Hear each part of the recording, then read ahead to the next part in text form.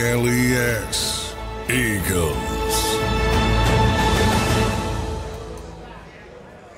Well, how about that, ladies and gentlemen? Philadelphia Eagles go 75 yards on 4 plays, along with some help with a little thing there with the penalties, but we'll take it.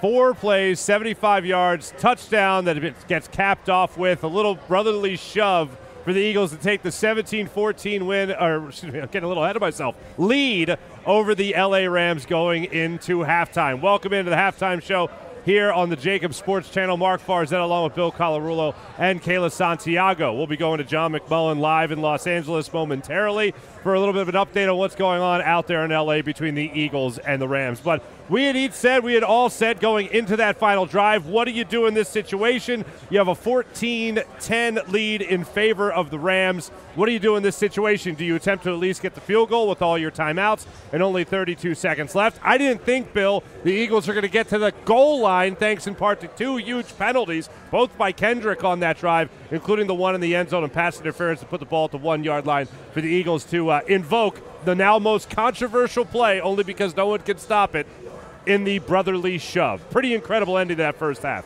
Yeah, and you can't forget that great catch by A.J. Brown, and then he's so good after the catch. We talk about yak. A.J. Brown's better than anyone at that yak, and really love the aggressiveness by Nick Sirianni. There's some coaches, even with 3 timeouts, who may be content going to the half. Love the aggressiveness, and look what happens. They go into halftime with a 17-14 lead, which could have very easily been a 14-10 deficit. I mean, Kayla, this was a game that needed a little bit of that kind of jolt. We've been looking at long, sustained drives by both teams, and then finally the Philadelphia Eagles come in, and they more or less imposed their will, both with A.J. Brown with a 37-yard reception, the 2 big penalties, and then capping it off with what they do best. I love what I'm seeing right now. I think offensively everything is working, and the thing also in that first and second quarter, Dallas Goedert is getting involved. We sat here each and every week saying this guy needs to get more involved in the offensive game plan. That momentum kept on going for Dallas Goedert. And how about A.J. Brown? That catch, absolutely spectacular. We all know it was going to happen. People may hate the brotherly shove, but it's just because they can't do it. The Eagles do it so well. You got Jason Kelce right there getting everybody pushed through, and now the Eagles are up. Fantastic way to end that quarter. Absolutely. And one of the things we had talked about pregame, Bill, was getting the Dallas Goedert involved, going tight end here and making sure they could get him involved. They certainly got him involved in that first half. Now let's go out to Los Angeles and talk to our NFL insider and co-host of Birds 365, John McMullen, standing by at SoFi Stadium. John, absolutely incredible first half when it comes to the Eagles. Some inconsistency, but a way to end it. I couldn't think of a better way to end it for the Philadelphia Eagles. Yeah, brotherly shove gets them the lead at 17-14. They're really in people's heads. Even the LA Rams press box announcer went a little Ron Burgundy, and he said, touchdown run for those anchor fans. Everybody's upset over that particular play. Look, you guys probably got a better look than us. We were debating whether AJ should have been called for OPI on the play that got him down at the 1-yard line. So maybe got a little bit of a break there, but it's gone as expected. It's a shootout. The Eagles are really struggling with Cooper Kupp. They're throwing the kitchen sink. They used 3 different slot cornerbacks in the first half, so it might be time to sound the alarm bell there when it comes to the long term. Offensively, they've been great, obviously, with the passing game, and Jalen Hurts back with the run game. The only thing they haven't done well is the conventional run game. DeAndre Swift, 5 carries for 7 yards. Kenny Gainwell, 2 for 3, so they haven't gotten that going. I got to tell you guys, both sides, some of the worst third down defense you're ever going to see. The Eagles finished 7 of 9, and the one was a Jalen Hurts overthrow that should have been a completion, and the other was probably a bad play call to Quez Watkins. The Rams won 5 for 7, and one of theirs was a drop by Puka Nacua, and the other one they converted on 4th down. So some really bad third down defense. Probably as you go forward in the second half, the team that's better on third downs might come out the winner of this football game. Yeah, John, that's exactly what I was going to ask you about, was that third down conversion rate. It's just not good enough on either side of the ball. Thankfully, the Eagles are able to convert. But what do you think they can do differently to try to stop this Rams team on third down in that second half? Well, it's tough because obviously this is the first game Cooper Kupp has played this season. He's already at 6 for 95. He's beaten Mario Goodrich. He's beaten Eli Ricks. He's beaten even Darius Slay. They've tried Goodrich. They've tried Ricks. They've tried Bradley Roby in the slot. Puka Nacua had the great touchdown. That was great coverage by James Bradbury. Sometimes you got to tip your cap to the other team. It was a great throw, great catch. But, yeah, the Eagles are struggling in pass defense, and we haven't seen a great pass rush either. You've seen a little bit of it, but Matthew Stafford's a very savvy quarterback, so he understands the football's got to come out on time. This game's going to be a shootout, and I don't think the second half is going to go all that much different from the first half. Eagles had the football last, and they took the lead on the last play. Maybe the team that has football last in the second half wins the game. That's the way this game is feeling right now. And, John, I know that this secondary is young, and facing a guy like Cooper Kupp is no easy task, but Darius Slay and James Bradbury, they're the veterans out there, and we haven't really seen them play like it in last game and so far in this first half. What's going on there? Well, Slay got beaten by Kupp on the 139-yard play, but again, you're talking about one of the best receivers in football, and those guys are going to get some plays on occasion.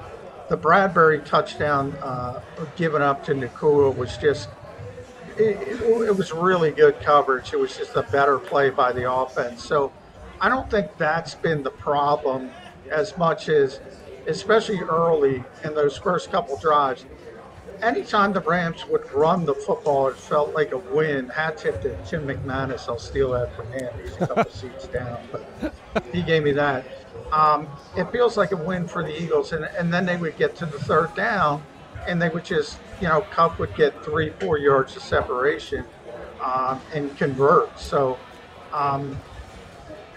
they're up against it now because they have, it's very rare that we talk about personnel deficiencies on the Eagles over the past couple of years because they usually have the advantage. In this game, when it comes to the passing game, they do not have the advantage with Cooper Kupp back healthy. And, John, to that point, you talk about this game resulting in a shootout eventually. Again, the over-under as far as points went in this game was 50.5. But overall, when you talk about this passing defense of the Philadelphia Eagles and this chess match between Sean Desai and Sean McVay and what he has at his disposal offensively for the Rams, this just seems like the Eagles need to find some better way to come in there with the pass coverage. What would you like to see, or what do the Eagles need to do coming up in this second half? Well, I don't know how much Bradley Roby can play. The Eagles said he was going to be on sort of a pitch count. Obviously, he's coming off the streets. But, man, they just got to pull the trigger there and go with the veteran. And at least I think he'll be able to hold up a little bit better than Mario Goodrich and Eli Ricks did in the first half. There's not much more you can do other than that at this stage. And he might not be ready to go a significant amount of snaps. Obviously, hasn't played yet this season. Has only been in here for a week. It's difficult, but there's not many cards you can play if you're Sean Desai. You can keep lining up Mario Goodrich or Eli Ricks against Cooper Kupp. That's not going to end well. It's just not. John, a lot of Eagles fans have been fed up with Quez Watkins for a while, but it looks like maybe Nick Sirianni is finally there also. You saw that 3rd and 2 screenplay to Quez Watkins. Sirianni was not happy with Quez Watkins bouncing that outside. Do you think we're going to see Quez Watkins in the second half, or is this Olamide Zaccheaus' job now? No, I don't think he's going to lose his job over that one play. I talk about, Quez's presence on the field is about more his traits, about his speed, about opening up the field, spacing, that type of thing for A.J. Brown, Devontae Smith. Was Nick upset that he didn't cut it upfield sooner? yeah, probably. He might get more upset. You know, Nick's a fiery guy. He might get more upset at the play call. Why are you making that play call and putting the football in the hands of Wes Watkins on the 3rd and 2? So I don't think it's a play where he's going to get benched. That might be one where Nick has to go back and Brian Johnson and Kevin Patullo and say, why are we putting this particular player in this situation? I think that's more of a coaching problem than a Wes Watkins problem. They know the skill sets of their players, and that's got to be somebody else in that situation if you want to run that play. And John, right now, it seems that this is going to be a very offensive-powered second half for both teams. Do you think the Eagles try to get that conventional run game going, or do they stick with what works, which is Dallas Goedert, A.J. Brown, and a little bit more maybe of Devontae Smith?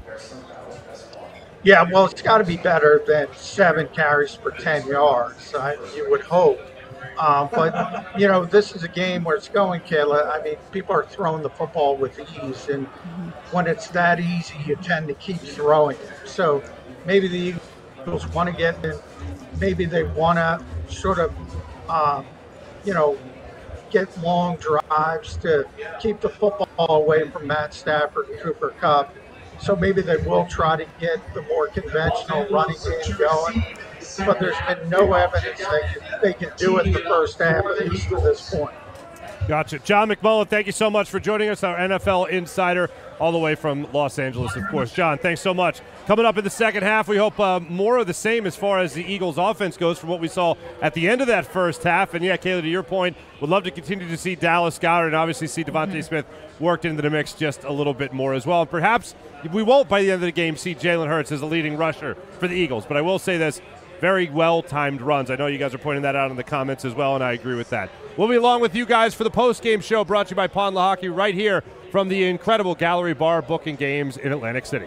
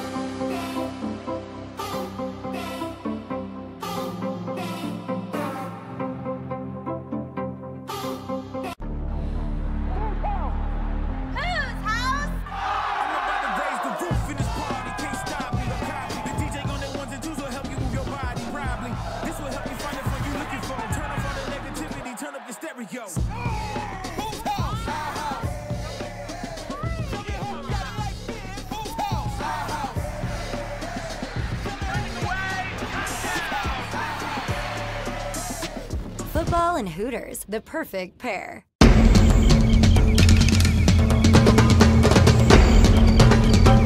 Staffing is not easy, but that's what we do every day, all day.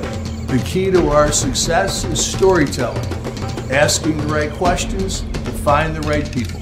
I'm Gary Kane, president of Kane Partners. We want to be your staffing partner.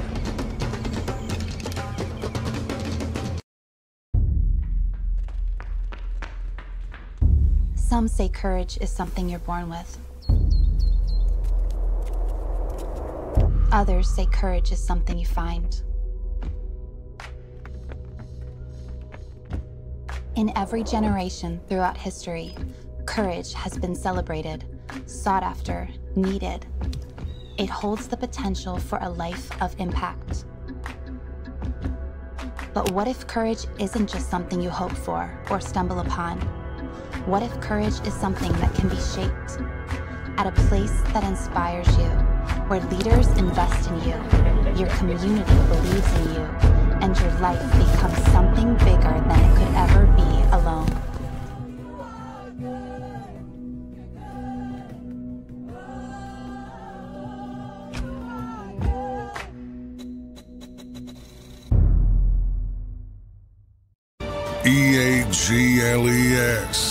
Eagles.